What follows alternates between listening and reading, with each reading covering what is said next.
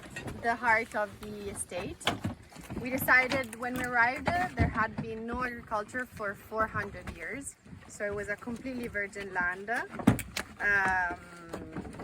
We arrived and we tried to figure out what geography we wanted to give to the place, and we realized that this one was going to be a very nice spot to understand how the estate was developed, what kind of portions of land we were having access to, and what project we wanted to talk about.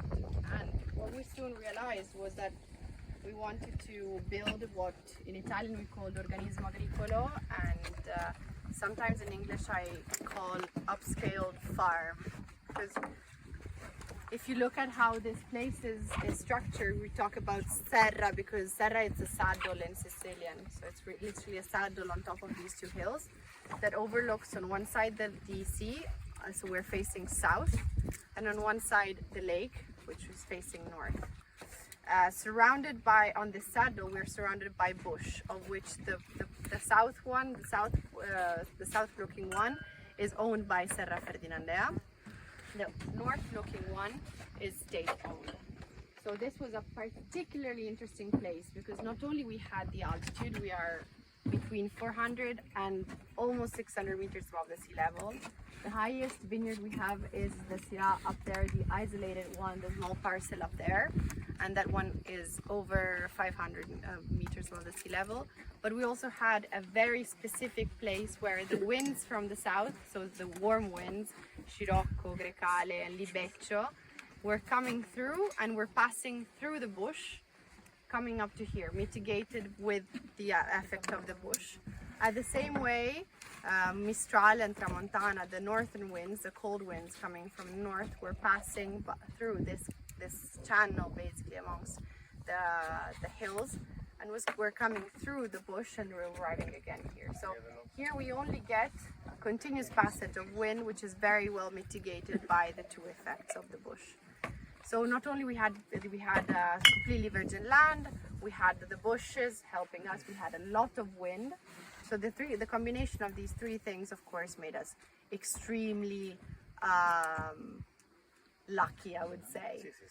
So starting from the idea that we wanted to preserve this equilibrium, we decided to build the estate so that everything was going to interact part after part.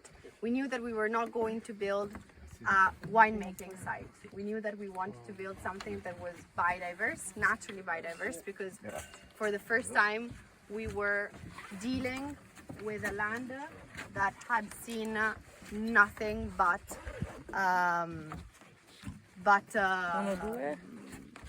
Mediterranean biodiversity so far.